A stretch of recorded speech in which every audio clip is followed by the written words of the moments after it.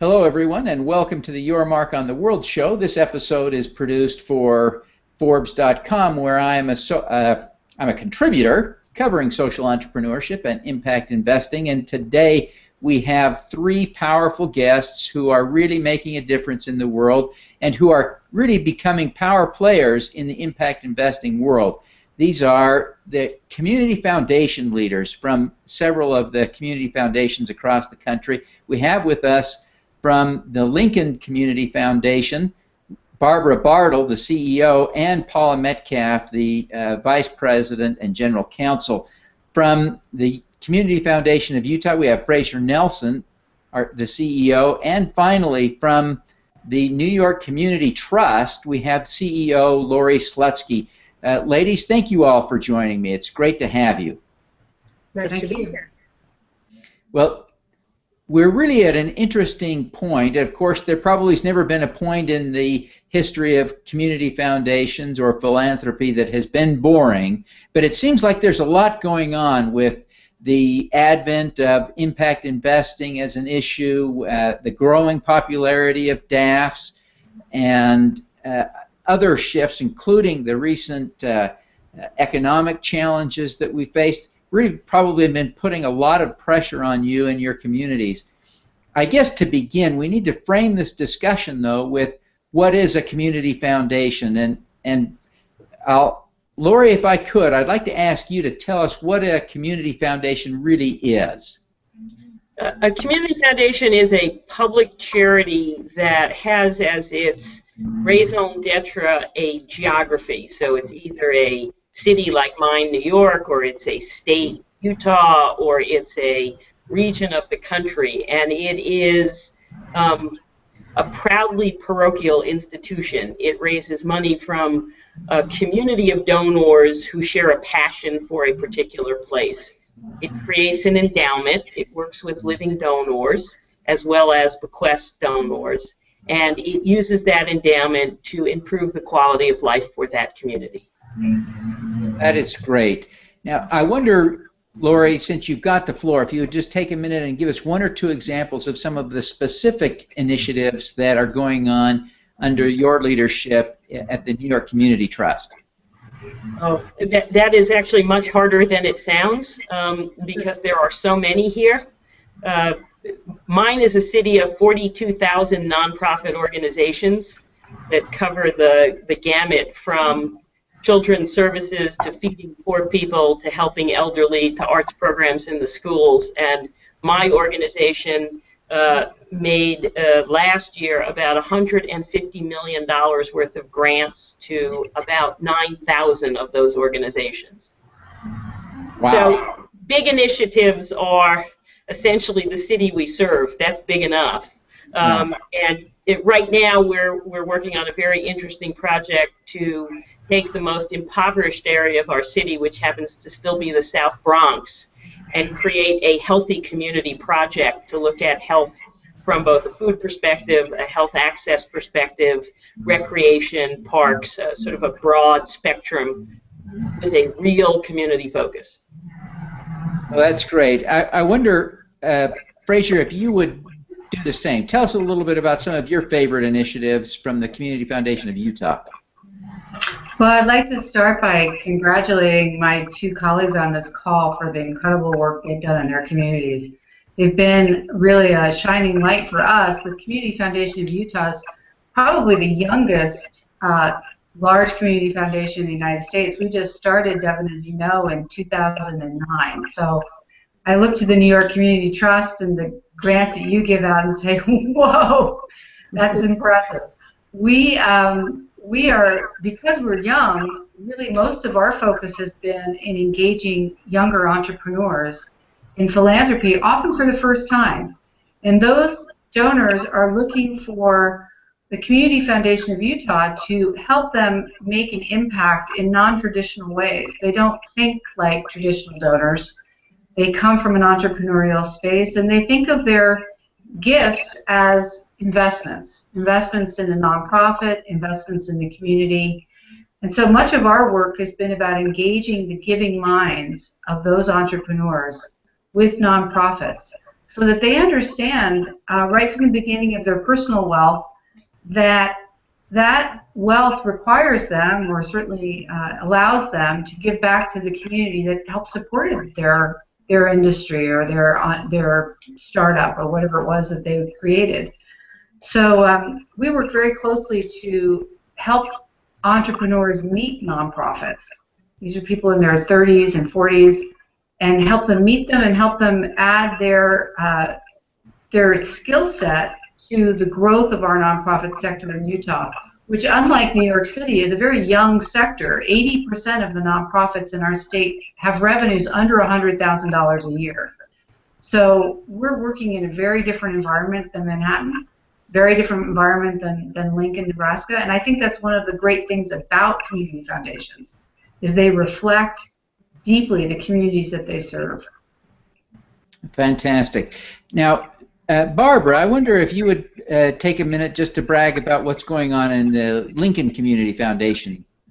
Thank you, Devin. I love to brag about the Lincoln Community Foundation, and want to say it's nice to be here with the Utah Community Foundation and the New York Trust. The Community Foundation in Lincoln is just about to celebrate our 60th anniversary. We represent a community of about 300,000 individuals.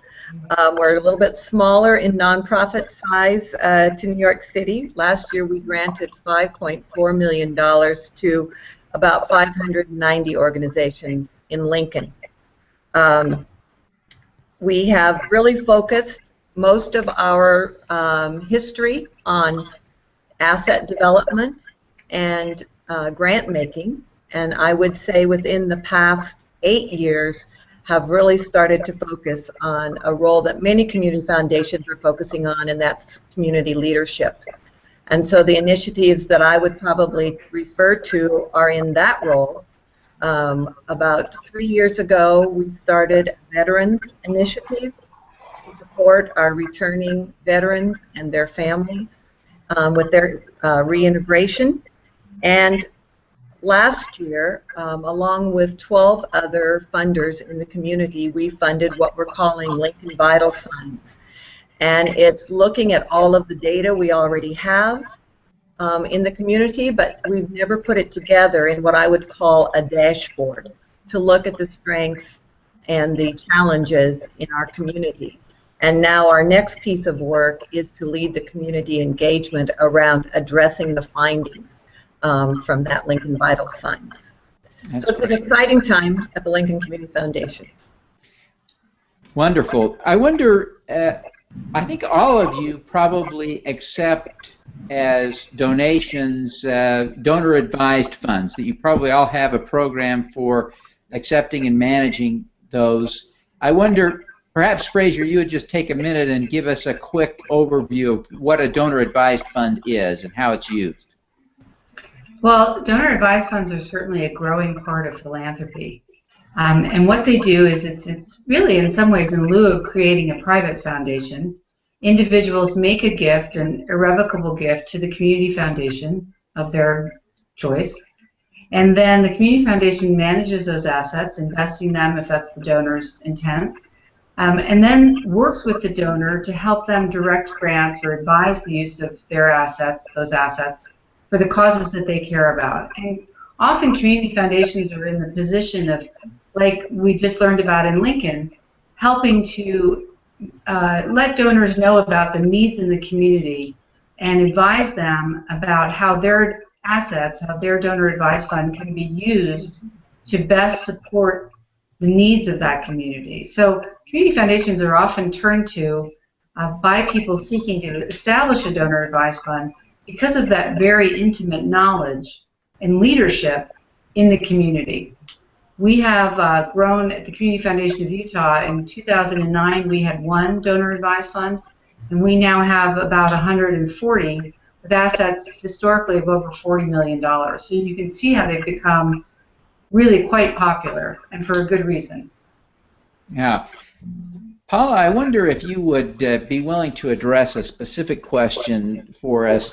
Congressman Dave Camp has made a proposal that the DAFs, as they're called, the donor advised funds, should be subject to a requirement that the assets be distributed over 5 years, so that they couldn't exist in perpetuity like a foundation. I wonder if you would take a minute, Paula, and just help us understand the impact that would have on the donor advised fund and on the community foundations that manage so many of them. Sure. Well, you know, it is a tool that can be used by people who really don't have the means to establish a private foundation. And we find that to be a very common request of our donors, is to be able to take advantage of a tool similar to having a private foundation, but it's more like their family charitable fund. And of course, if they were to create a private foundation, they have a 5% annual spending requirement, which is significantly less than what would be the result of this proposal. The other thing is that we have currently about 220 donor advised funds, and a good percentage, well, maybe 30 or so of those are specifically entrusted to us to be permanent funds. Those donors asked us to hold those as endowments. And so we just recently received a lovely estate gift from a family who has been very involved in our community for several generations. And they asked us to hold their gift in a permanent endowment that their children and grandchildren can continue to advise according to our spending rate, which is currently 4.5%. So this would be a real difficulty where we've taken on that challenge of holding funds permanently and to be good stewards of those gifts, and suddenly those funds would become subject to a much more rapid payout requirement. That really is a big potential change to what has been an effective instrument for, especially for community foundations. Lori, would you like to share your thoughts on this?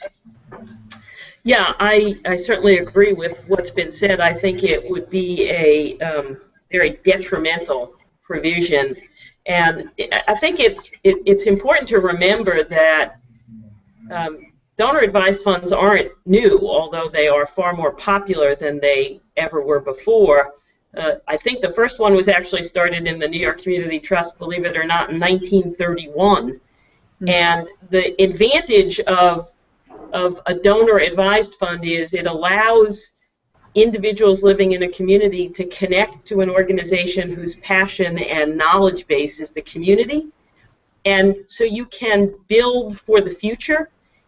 What will happen if the Camp proposal were to become law would be that you would, I think, force more people to make a choice for a private foundation. And it's not that private foundations are bad, and they are very good choices for some. But for many, combining the passions of a community of donors serves the broadest set of community interests over time, and that, I think, is what would be lost. It is potentially a big deal, I think. And one of the things that I worry about, because I spend time thinking about impact investing a lot, is that it would tend to diminish the ability of donor-advised funds to do impact investing, because a lot of impact investments, certainly in social businesses, would have long lives. Fraser, I wonder if, as you've been looking at innovative ways to use DAFs, if you've given some thought to this question of how they could be used for impact investing and the impact that the Camp proposal would have on that aspect particularly. I'm not sure how the Camp proposal would impact our ability to do impact investing, but I certainly think that it is an ill-advised suggestion, because as we see, really, study after study that has been done recently show that donor-advised funds, in fact, spend a great deal of their assets on an annual basis. I mean, our little community foundation in Utah gives the donor advisors are giving on average $10 million a year into our community. Those are assets that were really important as we went through the recession, when 38% of the nonprofits in our state shut their doors. And I shudder to think about how what would have happened had we not had this influx of new capital. Now, some of our younger donor advisors are really interested in making alternative investments. So instead of having their funds invested in Vanguard, where we have many of our funds, or Fidelity, or you fill in the blank option for investing, they're interested in thinking about how their dollars can be used to create social benefit as well as we have a return. And in some cases, our donors invest in a social pool at a Vanguard or a fund like that, and in others, they want to make an investment in a company that has a double or triple bottom line. So donor advised funds are being looked at as a tool that can be used if you think of that as an alternative investment. They also are a way that people can pool their assets together to make a bigger gift in a specific area of social entrepreneurship. That's something that the Community Foundation has done quite a bit of. We have a social investment fund where we have a number of our different donors come together, and frankly, people who have private foundations put their assets in this social investment fund. And then those funds are used to provide seed capital for businesses in a nonprofit that are sustainable. And let me just give a very simple example. I don't mean to take too much time, but one of our first portfolio companies is a company that helps people with their fruit trees. In Utah, we all have fruit trees in our neighborhoods because of our pioneer heritage. I have a very prolific peach tree that I'm dealing with at the moment. So a third of the fruit goes to the owner of the tree, a third of it goes to a local food pantry, and a third of it goes to create jams that are then sold at the farmer's market and create a sustainable source of revenue for this program. That's an example of a type of social investment that can be made from a donor advised fund and from a pooled asset investment plan. So we're excited about this kind of opportunity for donor advised funds and other types of investment. Well, Fraser, Barbara, Lori, Paula, thank you all for joining me this morning. I know that you're very busy, and I know you've got to go, but I really appreciate you taking the time to share your thoughts and insights with us. I commend you for the great work that you are doing and wish you every success in the future as you continue to build your respective communities. Thank you, Devin. Thanks, Devin. All righty. Let's do some good.